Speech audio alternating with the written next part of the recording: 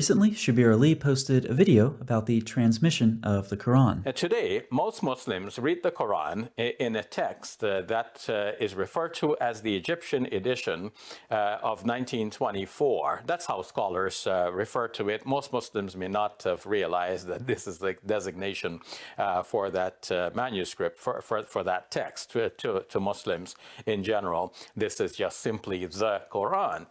But this is not the only text of the Quran that is read throughout the world.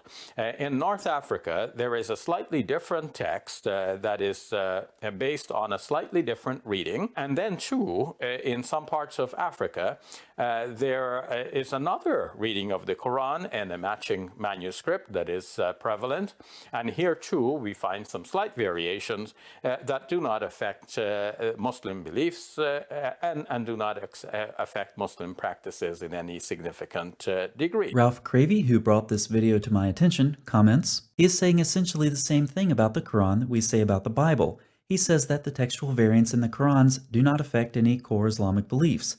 We Christians say the same thing about the textual variants in the Bible manuscripts. It's not only what Christians say about the Bible, it's even what Muslims' favorite and, in most cases, only New Testament scholar says as well. In Misquoting Jesus, Bart Ehrman says essential Christian beliefs are not affected by textual variants in the manuscript tradition of the New Testament. I don't know about you, but I find it ironic that after centuries of polemics against the biblical text, some Muslims are now saying something similar about the preservation of their own scripture.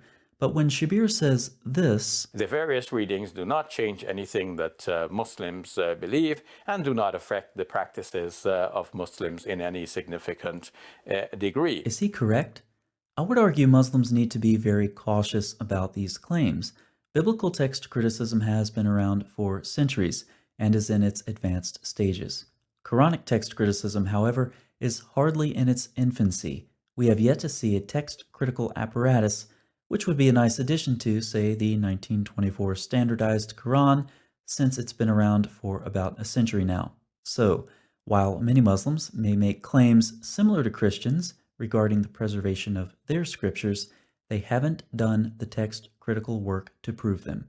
It seems likely that the bounds of orthodoxy will continue to preclude such a project among many scholars in the Muslim world for the near future. Indeed, much work on the text of the Quran has been done by Western scholars in recent decades, who are equally, if not more competent than their Muslim peers and less hampered by the limits Muslim tradition has imposed on critical examination of the Quran.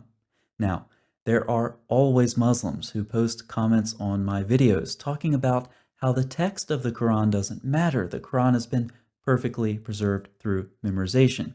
Even after hearing Shabir Ally say this. So how do we make sense of all of this? We want to retrace the history of how these manuscripts became divergent. How is it that we have a variety of readings of the Quran and manuscripts to match? These copy-pasters will continue to impress us with all of the stories about the miraculous, perfect memorization of the Quran, and in the process imply they don't care about the data.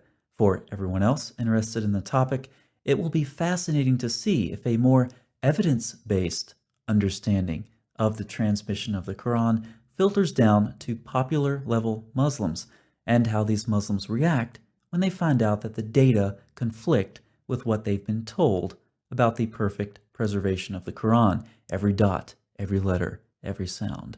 Of course, this conflict of data and tradition is the problem the Muslim world is facing on multiple fronts, not just with the preservation of the Quran. There are interesting days ahead.